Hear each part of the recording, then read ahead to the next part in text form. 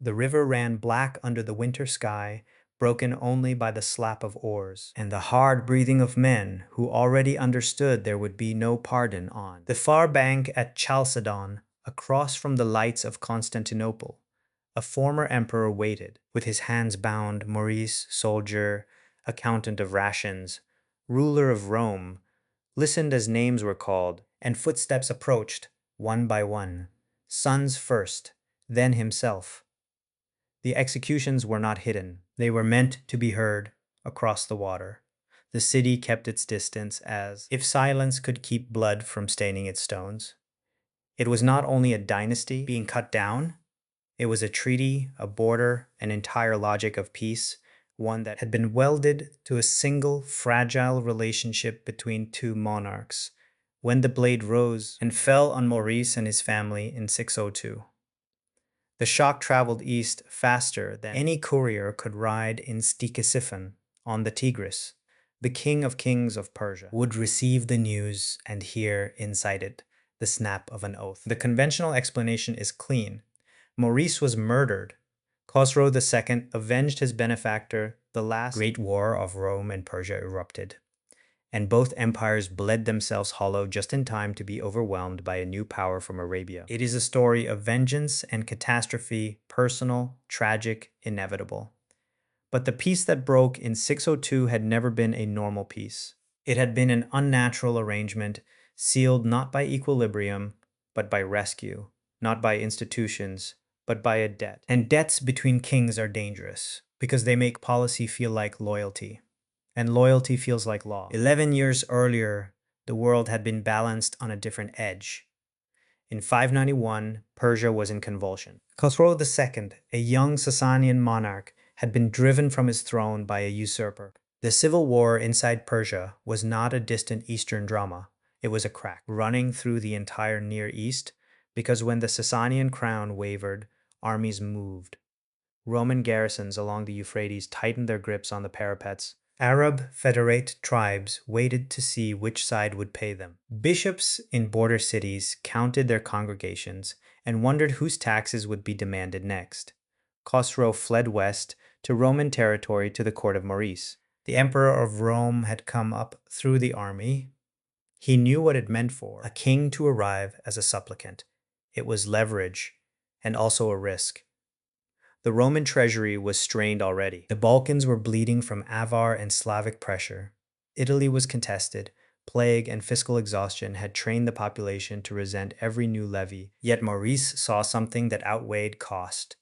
A restored Khosrow would owe his throne to Rome, and a Persia stabilized under a grateful king could turn a volatile frontier into something the exhausted empire craved: predictability. The terms that followed were described later with the confidence of victory. Roman sources, like Theophylact Simocata, would frame it as prudent statecraft, territory and fortresses returned.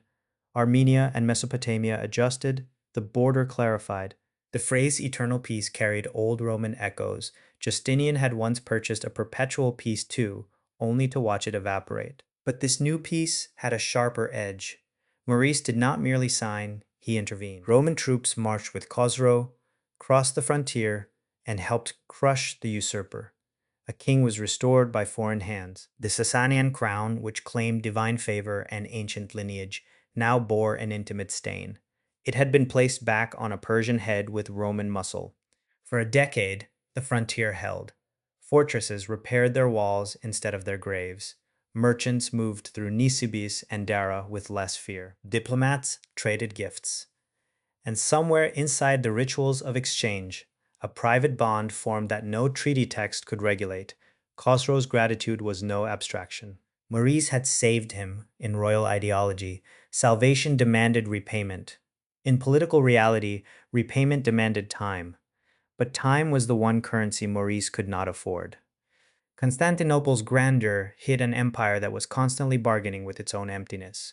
Maurice squeezed, he cut, he demanded. Austerity was not a moral program, it was a survival mechanism. Soldiers on the Danube were ordered to winter beyond the river. Cheaper, strategic, and to the men, a sentence. Pay fell behind. Supplies ran thin. The same emperor who had stabilized the Persian frontier now appeared to his own army. as a distant administrator choosing thrift over lives. In 602, the Danubian troops broke. Mutiny is rarely born from ideology. It comes from cold, hunger, unpaid promises, and the moment when officers stop sounding like leaders and start sounding like clerks. The army raised a man named Phocas. No brilliant general, no royal heir, but a figure through whom anger could speak. As the mutineers marched toward Constantinople, the city's defenses were not only walls and gates, but loyalties. And loyalties had been frayed for years. Maurice hesitated at the worst possible time. Court factions calculated, the patriarch weighed legitimacy against stability. The Greens and Blues, those civic factions that could become political weapons, shifted and shouted. The empire did not simply fall to Phocas. It broke in negotiation, betrayal, and panic. Maurice fled across the Bosporus, and the regime that had managed the delicate Persian balance collapsed into something raw, a coup requiring blood to secure itself. When Maurice and his sons were executed at Chalcedon, the act traveled outward as more than a crime. It told every governor and every border commander that law had become movable. It told every foreign court that Rome's word was now attached to a throne seized by force. In a world where legitimacy was a weapon, Phocas had armed Rome's enemies. In Ctesiphon, Khosrow II received the news like a personal wound and like an opening. Persian chronicles, later filtered through Arabic historians like al-Tabari, would emphasize the language of grief and duty. The murdered emperor had been a benefactor. The throne had been seized by a butcher.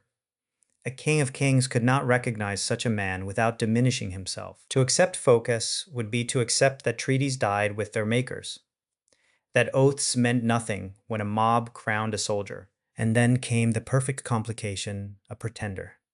A man appeared claiming to be Theodosius, Maurice's son, alive, escaped, rightful. Whether he was a pawn, an impostor, or a desperate survivor remains a historian's dilemma. Roman sources tend to call him a fraud. Persian sources treat him as providential. What matters is what he offered Khosrow, legal cover. Vengeance could now be framed as justice. War could be dressed as restoration. The invasion would not be conquest. It would be a campaign to unseat a usurper and place Rome back under rightful rule. This is where the old story of personal revenge becomes unstable, because Khosrow's first moves were not those of a man seeking satisfaction and withdrawal. They were the moves of a ruler testing whether the Roman state still existed as an organism. Theophylact and later chroniclers describe Persian armies crossing into Roman Mesopotamia with speed and confidence, striking at cities that had been secure for a generation. Fortresses that had once anchored negotiations now faced siege engines and sappers. Phocas in Constantinople responded like a man who knew power was slipping. He tightened control through fear, executions, purges, accusations of treason. Yet each arrest weakened the very administrative web needed to fight a war. The Persian threat was not only military, it was psychological. Every time a city in the east hesitated, every time a commander wondered whether to obey Phocas or wait for a new emperor, Khosrow gained ground without spending men. The war escalated because Rome was fighting two wars at once, one against Persia and one against its own legitimacy crisis. Persian commanders, disciplined and methodical, exploited the vacuum. They moved along the arteries of the Near East, Euphrates crossings, Syrian roads, river valleys, taking city after city. The Roman defensive system in the East had always depended on money, coordination, and the assumption that the empire's heart could reinforce its limbs. Under Phocas, reinforcements were distrusted, generals were potential rivals. The imperial center became a trap for talent. By the time Heraclius emerged, the world had already tilted. He came from the African exarchate, carried across the sea by fleets and decisions made far from Constantinople's ceremonial halls. When he arrived and Phocas fell, the city traded one violence for another. Phocas was executed, his head displayed. A new emperor promised renewal, yet the Persian armies did not pause to applaud Rome's return to order. To Khosrow, Heraclius was not a solution. He was proof that Rome's throne was now a revolving door. Now the war changed character. It ceased to be a punitive expedition and became a campaign of stripping the empire of its sacred and material spine. In 6114, Jerusalem fell. The city's walls, patched and prayed over, could not withstand an empire-level siege. When Persian forces entered, the shock was not simply political, it was cosmic. Chroniclers, Greek, Syriac, Armenian, describe flames, slaughter, captives driven out in columns. But the deepest wound was the relic, the true cross seized and carried away. In the Roman imagination, the cross was not a symbol. It was a guarantee that the empire's Christian order was upheld by heaven. Its loss made the war feel like judgment. In churches, lamps burned before empty spaces where confidence used to sit. Then Egypt, Rome's grain basket, its fiscal engine, was taken. Alexandria, with its harbors and libraries and bureaucrats, slipped from imperial hands. The empire that had once fed itself from the Nile now faced hunger as strategy. Coinage debased, taxes rose, soldiers went unpaid. Each Persian victory was not merely territory gained, it was a subtraction of Roman capacity to continue the fight, and Persia was not spared by its own success. Sasanian armies stretched their supply lines across hostile provinces. Garrisons were planted in foreign cities, surrounded by populations that did not share Persian religion or rule. Zoroastrian imperial ideology demanded supremacy, local Christian and Jewish communities calculated survival. Every occupation created a new set of bargains and resentments. Victory grew heavier, more expensive, more brittle. The overlooked structural factor in this war is that both empires were already late antique machines running at the edge of solvency. They were fiscal military states, held together by paperwork, coercion, and belief. When belief cracked, when legitimacy became uncertain, each additional campaign cost more than it returned. The war became total not because either side declared it so, but because partial war no longer paid. There was no cheap peace left to buy. Heraclius faced that reality in the cold light of near collapse. Persian forces approached the Bosporus. In 626, Constantinople was threatened in a way that recalled nightmares from centuries earlier. Yet the city's walls held, and the sea, Rome's oldest ally, kept the Persian army from crossing. Siege sounds filled the air. Drums, shouts, the thud of stones. The city's defenders processed icons along the ramparts, a moving wall of sacred images against a physical wall of stone. The empire's survival was now staged as liturgy under fire. Heraclius made a decision that looked reckless and was, in fact, the only move left. He carried the war into Persia's interior. Not raids, but a grinding counteroffensive aimed at the nerve centers of Sasanian power. Campaigning in winter, crossing mountains, living off strained alliances and brutal marches, he transformed the war into a contest of endurance and nerve. The sources preserve both the heroism and the desperation. Heraclius's army was smaller than imperial armies of the past. It was hardened, mobile, and living on the edge of mutiny itself. Each victory needed to be decisive because there were no reserves. Each loss threatened to end the state. Persia, meanwhile, was reaching the limit of what conquest could sustain. Khosrow II, whose reign had begun with exile and rescue, now sat amid the splendor of Ctesiphon and demanded results from generals who could no longer deliver them cheaply. The court, swollen by spoils and expectations, became a place where bad news was dangerous to speak aloud. When Heraclius struck deep and defeated Persian forces at key moments, the aura around Khosrow, his perceived favor, his inevitability began to thin. By 628, the Sasanian regime imploded from within. Khosrow was overthrown and killed. Persia sued for peace. The terms returned remarkably to the old borders, the pre-war lines, the exchange of prisoners, the return of the true cross. In the conventional story, this is the triumphant restoration. Heraclius, battered but victorious, bringing the relic back to Jerusalem in solemn procession. Yet the victory was a kind of mirage, bright, sacred, and standing over a landscape that had been gutted. Both empires had won nothing that mattered for their survival. They had consumed their treasuries, thinned their veteran armies, strained their administrative systems, and burned through legitimacy like fuel. Persia's internal collapse did not end with Khosrow's death. It accelerated into factional chaos, rapid successions, and assassinations.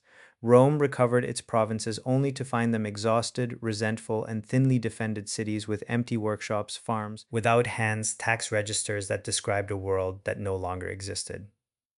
The eternal peace of 591 now looks less like a failed treaty and more like a warning about what happens when international order is fastened to personal bonds and individual legitimacy.